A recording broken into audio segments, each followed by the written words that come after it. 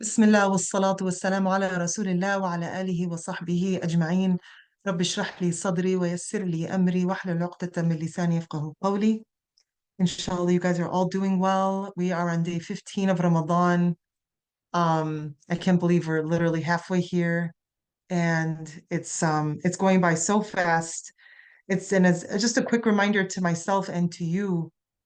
I feel like this is, a similar thread in our lives when we're struggling to do anything important or meaningful, which is there's always a time frame for it. There's a beginning, there's a middle, there's an end, and obviously everything else in between. And the time will pass, right? We can't stop time. But what we do during that time is what counts, is what matters. So I'm just reminding you and myself to take advantage in whatever ways you can during Ramadan and outside of Ramadan, to use up this time that's full of barakah and is very special to us as Muslims, to use it wisely and to see it as something that will end. This is not going to last forever, and it's our opportunity now to uh, make the best that we can out of it. So inshallah, ya Rabb, Allah accepts all of our ibadah and forgives us for our shortcomings, ya Rabbil Alameen. So we're going to continue with this hadith of religion is nasiha. Religion is sincerity. Towards who? Towards Allah and His book, His messenger, and to the leaders of the Muslims and their common folk. Today's subtopic is how that we show sincerity to the Prophet ﷺ by spreading his message far and wide, right? So some of the talks cover how do we show sincerity towards Allah and His book? How do we show sincerity towards the Messenger, alayhi salatu wasalam? How do we show sincerity towards the leaders of the Muslims and just us regular people, right? So today's focus is going to be towards the Prophet, alayhi salatu wasalam. Um, what was the Prophet's message? If we're talking about spreading his message far and wide, what was his message to begin with? His message is the message of Allah subhanahu wa ta'ala, which is the same message it's always been since the beginning of time, right? There's always been a prophet sent to humanity that comes with the same clear message that there's only one God, worship Him alone, do not associate partners with Him, obey Him and obey His messengers, right? Have Iman and do good deeds, enjoin good and forbid evil, and all the other, commands that we find in the Quran and in the Sunnah. So the message of the Prophet is that Allah is one and that is truth. And it is on every human being to come back and recognize that truth, right? It's not that it's like subjective. This is objective divine truth. And each of us has a responsibility and an ability to see that truth, to seek it, to own it, and to for it to become part of us. Um, so how do we spread his message, alayhi salatu wassalam? Allah subhanahu wa ta'ala tells us, أعوذ بالله من الشيطان الرجيم in Surah 66, قُوا أَنفُسَكُمْ وَأَهْلِيكُمْ نَارًا. Save yourself and your family members from the fire of Jahannam, right? From the hellfire. So we start with ourselves. We start by spreading that message of the Prophet ﷺ to ourselves. And I know that kind of sounds funny, like you're looking in the mirror, like, I shall tell you, give you some da'wah amani, but I think each of us needs it more than anybody else in the world anyway. Um, but we start with us. And it's similar to the same thing you do on a plane. If, la samahallah, the oxygen masks have to come down, you put your oxygen mask on before you put it on your 12 other kids because you'll die, right? If you're Arab, especially, you'll be gone because you have too many kids, mashallah. So similarly, we put our own spiritual mask, our own Islamic spiritual mask on first so that we are able to give to those around us. So we start with ourselves in terms of the message. And how do we bring that message to ourselves? We're different, right? Each of us has different learning approaches, we learn differently. Some of us are more hands-on. Some of us like examples and stories. Some of us like warnings and good news about Jannah, things like that. Some of us love to hear Sira. Some of us, whatever it is that like speaks to our hearts most, go after that a lot. And of course, we have to make sure we're trying to learn about everything that Allah subhanahu wa ta'ala has sent to us. But use those things that we love and incline towards as a window, as a door to everything else that may be harder to understand or it just isn't necessarily um, what you can relate to immediately. But may Allah open our hearts to all of Allah's guidance, Ya Rabbil Alameen. Um, or more, I guess it's more not so much the nature of what we're learning about Islam. It's more like the approach to which you learn. So some people enjoy listening to lectures. Some people enjoy reading. Some people with Quran, they enjoy reading or listening to tafsir. Other people like to just recite it and recite and recite and recite. Some people are having a hard time reciting and they just go for the translation. So get the message to you in whatever form possible, okay? Within obviously Islamic boundaries. The second thing is, oh, after ourselves, we go to our families, okay? Our children, our spouses, our parents, our siblings, cousins, aunts, uncles. Now, that sounds nice and wonderful to, kind of in theory, but a lot of times those are the most difficult people to convey the message of Islam to, right? Especially if like you're the religious one, in the household, or they're just, they're very cultural and they're just not having the Islamic rules you're trying to bring into the home. But you do your best and you just leave it alone after that. You leave it to Allah subhanahu wa ta'ala. Which brings us to our next point, which is to be kind and gentle in how we spread the message of Islam. You know, I'm sure you have seen or watched or have been to lectures where sometimes people speaking about religion can sound very serious, and so it gives like a almost like a harsh undertone to the message, and that's not what there's no undertone of harshness in Islam, even where things are very serious, even where there's warning. It is filled with understanding and empathy and care and love. And so we are meant to do the same.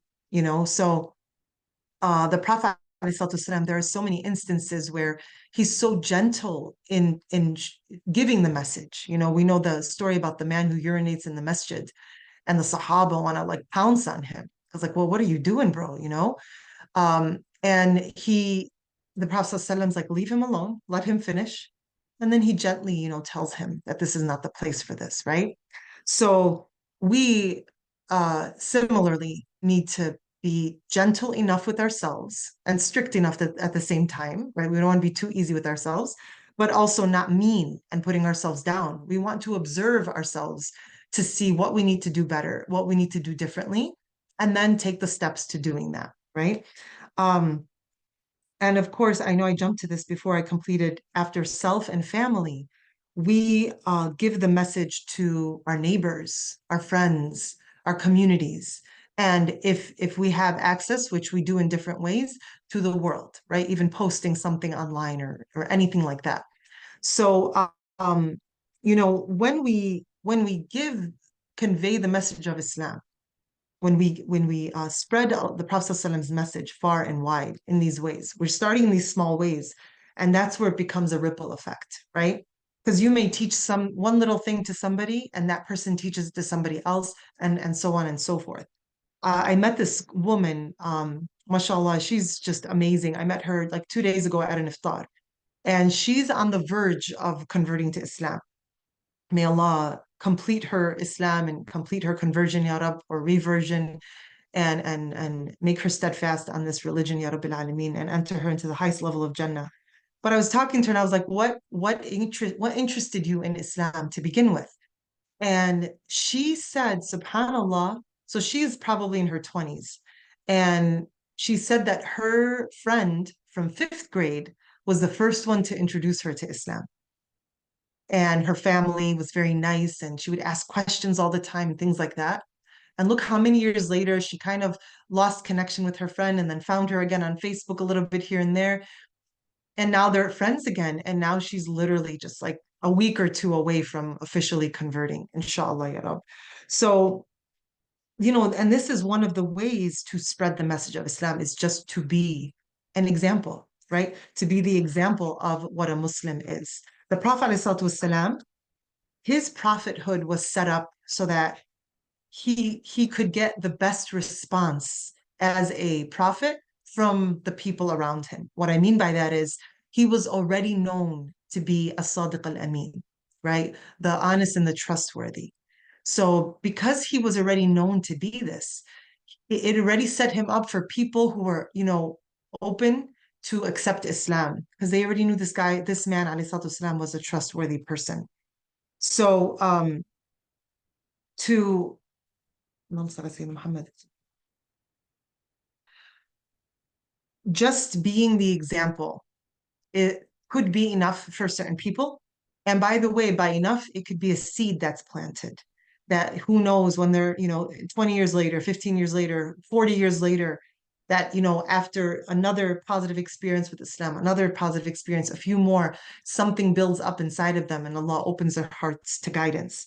I watched this conversion, mashallah, like the conversion stories we watch now are just amazing, mashallah, like live, right? Like recent. Um, there was one with Yasir Qadi where the security guard, you know how all of us have like a security guard at the doors of our masajid now. One of their security guards, he just took his shahada, mashallah. And Yasir Qadi standing with him, and I've never seen Yasir Qadi so happy in my life, mashallah. He was so happy. It was so beautiful. And he's telling the story. He said that this security guard, I think he was there for 7 years, right? Just standing there during Taraweeh. And I don't know if he's there on other, throughout the year as well. But he said when Yasir Qadi would come into the masjid, he would fist bump him and tell him, "You the man," right? He'd say that to Yasir Qadi. And Yasir Qadi is telling the story, and he goes, "Today, you the man." And he's so, so excited, mashallah. So it's so beautiful. But you have to go watch that clip if you haven't already. But this man was standing there, and Yasir Qadi says nobody shoved this down his throat. Nobody said you have to become Muslim. He was literally standing there observing, right? Listening to khatiras or maybe listening to khutbas if he was there. Like this man was just absorbing, absorbing, absorbing until one day he just came to Islam. So, just in our existence, that's one form, obviously. And then you have these other forms, mashallah, where people are very direct and open about Tawheed, about the oneness of God, about that any other form, any other religion is not going to enter you into Jannah. This is the religion that will enter you into Jannah. And here are all these other reasons, and here are all these reasons it's so beautiful and it's all encompassing and all these things.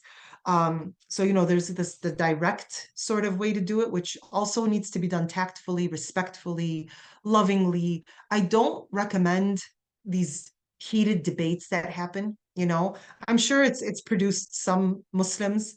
I don't recommend it. I find it to be disrespectful. That's not to say people can't be direct. I think directness is beautiful, it's necessary. But I don't like the like in your face, back and forth, like it's a tennis match. I don't enjoy these. I don't think I don't like them. I don't know. That's just my personal preference. Um, but anyway, going back now, the Prophet ﷺ told us, convey from me even if it's a single verse. بلغوا عني ولو آية. So what does this hadith soothe us in? A lot of us feel like there's certain things like we'd like to share something with someone. Sometimes you might like hear something at the masjid or listen to like a lecture or something or read something in a book or in the Quran, and you'd love to share it with somebody but you're afraid to sound preachy, right?